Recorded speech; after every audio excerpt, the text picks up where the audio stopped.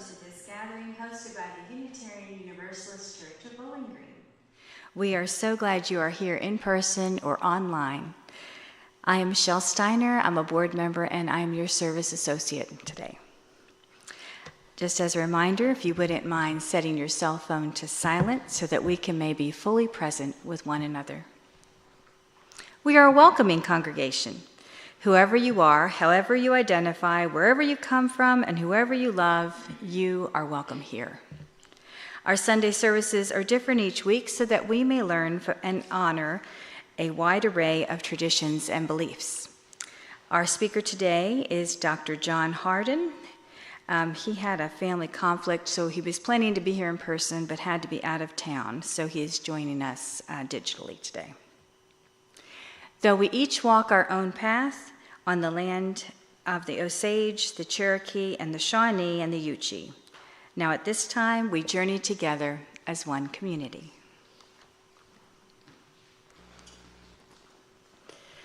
For Unitarian Universalists, the flaming chalice is a symbol of the light of learning and the love of our community. This morning, our chalice will be lit by Frank. As our congregation's chalice is lit, please light your own chalice at home if you have one. And we will sing Rise Up, O Flame.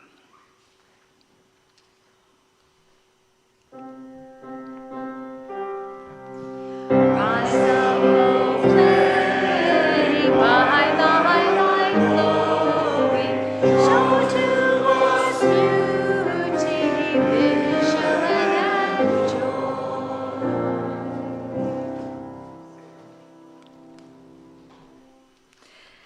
Diane will be giving us our opening reading.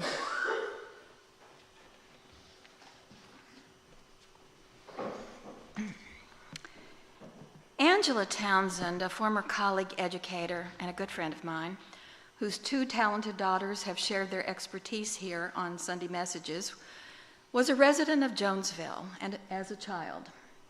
Angela is the baby in the middle. And over the years has shared her stories and photos about the community and the people. The dispersal of Jonesville did not prevent her from staying connected with the community. This is a poem she wrote. A community has a life It breathes, it breeds, it flowers, flourishes, and it sometimes dies. A community long gone, mowed down by the bulldozer of indifference, citizenry scattered like imperfect marbles upon an icy glass floor. Memories painfully lingering only in the minds of the actors who had their precious hours on the stage. Jonesville suffered an untimely death, its life snuffed out by urban renewal, Jonesville, Kentucky, 1887 to 1967.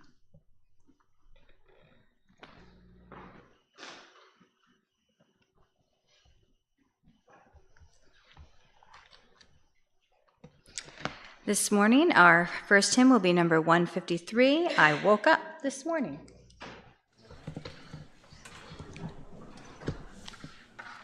Please stand as you are willing or able. Thank you. And always remember when you're singing music of this type, the notes are secondary. Oh, I woke up this morning with my mind, and it was stayed on freedom. I woke up this morning with my mind, and it was stayed on freedom. I woke up this morning with my mind, and it was stayed on freedom. Hallelujah, hallelujah, hallelujah. I was walking and talking with my mind, and it was stayed on freedom. I was walking and talking with my mind, and it was stayed on freedom.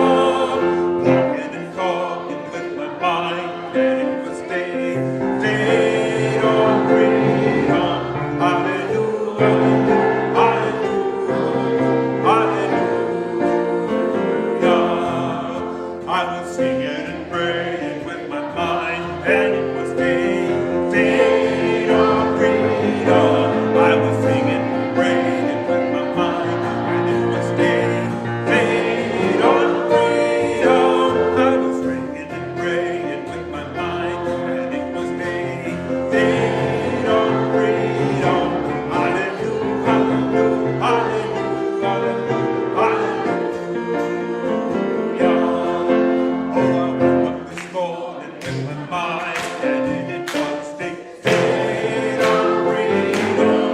I was walking this morning with my mind, and it stayed on freedom. Woke up this morning with my mind, and it was stayed on freedom. Hallelujah, hallelujah.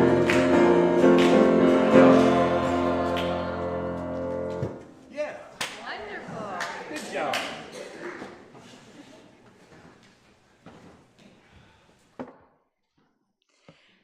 We will now have a few moments for meditation, reflection, and prayer.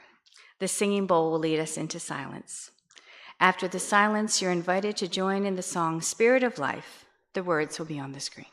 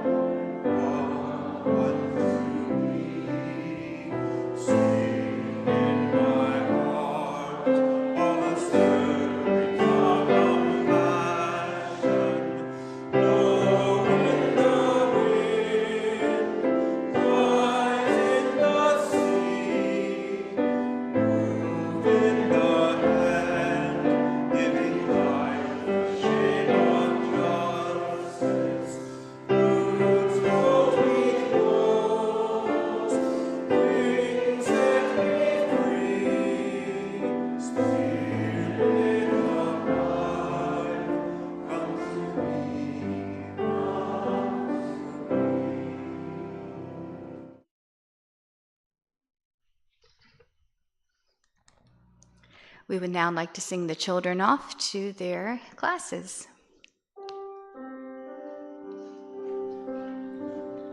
Go now in peace, go now in peace. All surround you, everywhere, everywhere you may go.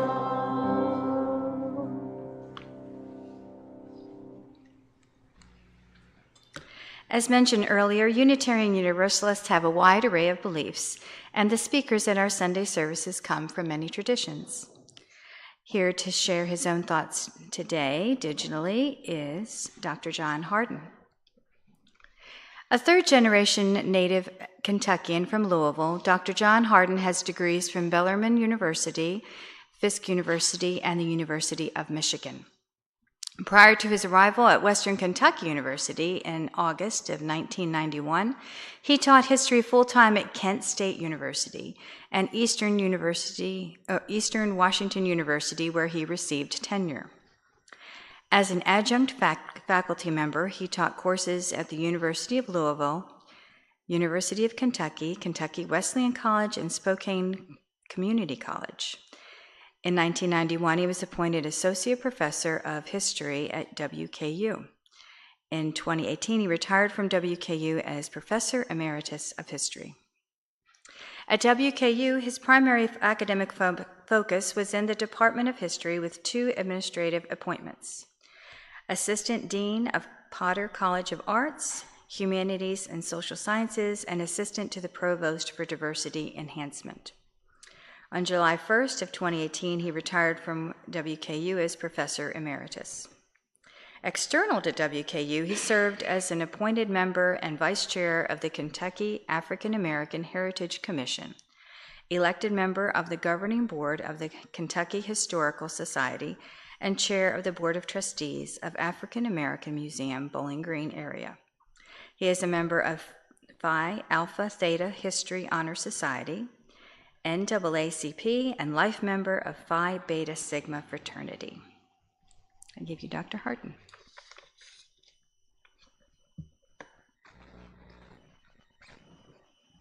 Thank you for the introduction and this opportunity to briefly, and I mean briefly, connect Black history to American history. Now, the sign on the front of the building says South Central Kentucky. We'll mention South Central Kentucky in my brief presentation.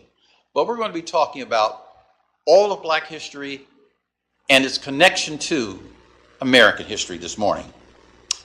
Currently, there is a growing political concern by some that a certain graduate level academic theory is somehow so harmful that any discussion of it is being statutorily banned by some states in their public schools across the United States. Now, the same states at one time who are banning this theory about race and other issues proudly supported racial segregation as public policy. And why do they do that? To keep the public order. Now, I am a Kentucky-born Black historian of American, African American, African, and world history.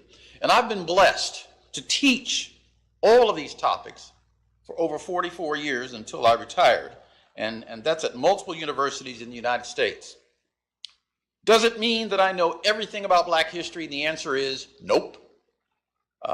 However, I will briefly share today what I understand from my research, along with the several published books on African American history themes that I have done, including there's one I'm very proud of called the Kentucky African American Encyclopedia, which, by the way, is now, I've been told, in some 990 libraries around the world. Now, some of the people in this audience and in the congregation today and those watching virtually might have already studied Black history. And so what follows is not new for them. But for others, it is an introductory personal perspective. My central theme this morning, Black history is an integral part of American history. Brief background. Africans were brought as indentured servants to the northern western hemisphere in sizable numbers in the early 17th century. However, those Europeans who brought them here changed their temporary work status to that of a permanent, unpaid labor source. We would call it chattel slavery, but we can't say that today in some places.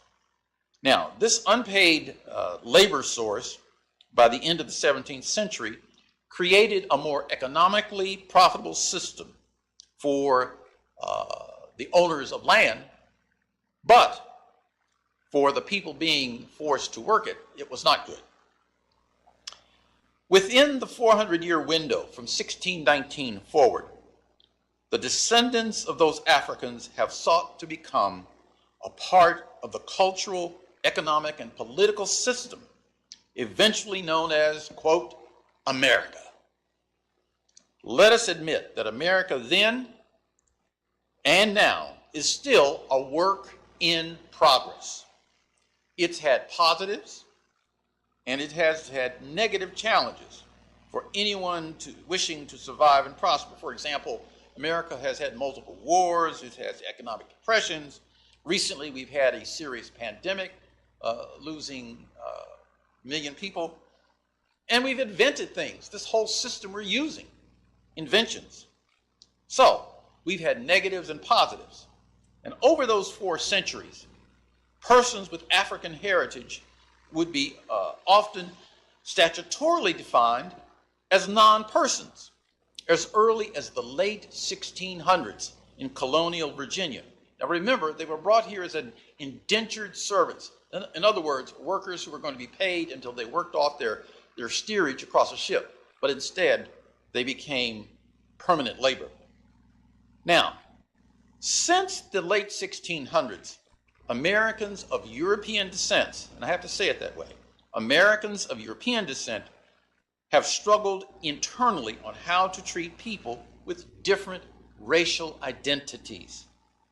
By the 19th century, native indigenous peoples, inaccurately called Indians, were being violently displaced and forced to live in something called reservations, which to me sounds a little bit strange. A reservation is something you're being held for, but these were reserved places. Later, immigrants from Europe and Asia were often encouraged by the Americans to live in ethnically defined communities. We have German towns, we have Chinatowns, we have Pole towns, we have Limerick for the Irish populations, and so on. By the way, in one Kentucky city, Louisville to be exact, one black community was designated as Little Africa.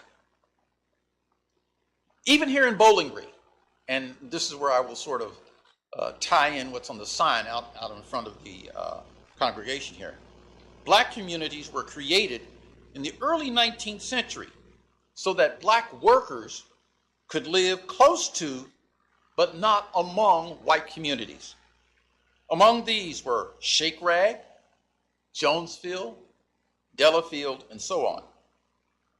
As Bowling Green grew and prospered, each of these black communities created small businesses, organized their own churches, and community organizations. They survived the challenges imposed by legal statutory racial segregation until the middle 20th century, when each of these communities encountered what's called urban renewal, quote unquote. Some critics would call this urban renewal Negro removal. In other words, taking blacks out of their own homes and businesses and forcing them to go other places. Now, another item, and I'm going to ask that the picture be put up.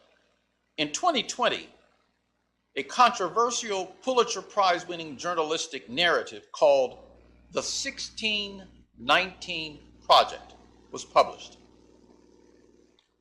This particular book sought to explain the processes of black segregation and discrimination from the earliest days of American society. The book's authors suggested that most Black urban areas and citizens therein were the victims of persistent economic discriminatory practices. Black urban communities survived not because they wanted to be racially segregated, but because local governments used state, and I underline that word, state laws, to require racially segregated schools, housing, cemeteries, hospitals, and in almost every facet of day-to-day life. When the United States Supreme Court ruled in 1954 in something called Brown versus Board of Education, Topeka, Kansas, that racially segregated schools were unequal to white schools, the underlying premise of racial segregation in education, and therefore everything else, which at the time was valid and legitimate American principle practiced among the existing 48 states and U.S. territories, was then declared unconstitutional. Folks, it would take another 10 years before what the Supreme Court said was illegal and unconstitutional to really be changed. And it's going to take additional lawsuits and many non-violent protests by people of all races, not necessarily just Black people, but all races, to end what is called de facto, that is, in fact, and de jure, in law, anti-American practices of racial discrimination towards persons who weren't European. So again, Brown versus Board of Education in 1954 was considered a significant moment in American history because something that was thought to be etched in stone was now broken. And Americans of European ancestry that used that term white, many of them were concerned that their privileged position was going to be taken away. Now, let's fast forward to 2023. Today, there is a growing movement among some select group of whites to disparage how Black Americans have fought to receive what are called the immunities and privileges of citizenship. I'll repeat that. The immunities and privileges of citizenship accorded to all Americans by the U.S. Constitution and all of the laws based on it. Today, these persons are proudly asserting that America was created only for white Americans, to the exclusion of all others, regardless of race, despite the U.S. Constitution saying somewhat differently.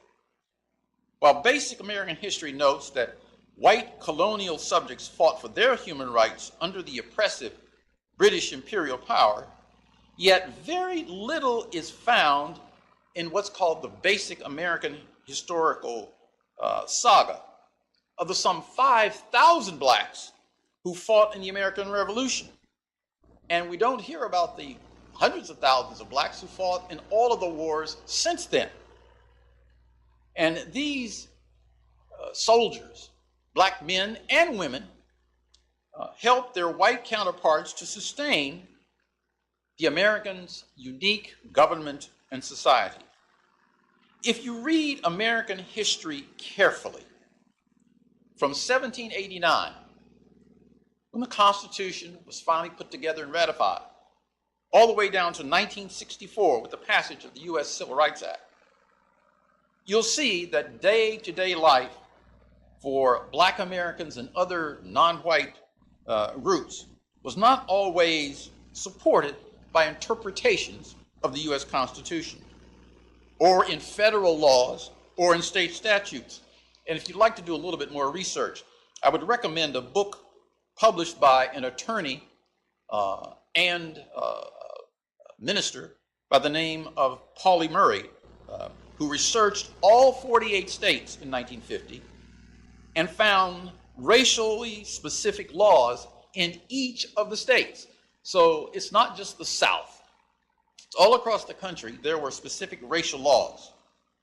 Yet, it would take multiracial groups of American civil rights activists who did not give up their fight to change all of this, to make America truly safe for all Americans, regardless of race. And since 1964, with great collective effort and deaths of some of these activists, and some of these activists who protest and marched, well, they had to pay the price for their activism. And what they were able to do is to change things in America. Many American people sort of bought this business that America was Americans for all. People of all races elected successfully an African American as a president, and more recently, a vice president, governors, senators, members of the House of Representatives, mayors, and countless other elected officials. Blacks and other ethnicities have become the CEOs of major corporations and commanding officers of the military. Voting and housing laws were passed, ostensibly protecting those privileges and immunities of citizenship. Yet, as noted earlier, there are white racial supremacist organizations today who have vowed to return to a whites-only rule for America. From time to time, these persons and groups have used violence against black churches and other locations to accomplish these goals. To paraphrase an old commercial, what happens in black history doesn't always stay in black history. Black history and all of its elements are truly part of the wider American historical saga. The willingness to create positive societal change over time and to include the excluded along the way in this process.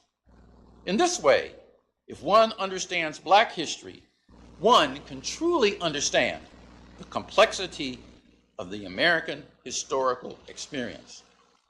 Now, again, black history in all its dimensions says to its students, regardless of your race, your creed, your color, national origin, or age, to understand that this saga is ongoing and will ultimately benefit all citizens to treat each other with equality and basic human fairness. Before I close, I have one small comment. I've been asked about where does the local African American Museum stand following our 2021 tornado and fire. It is being ready for opening in the near future, possibly later this year. It too is a part of what makes black history a part of American history. Thank you for your attention and have a good day.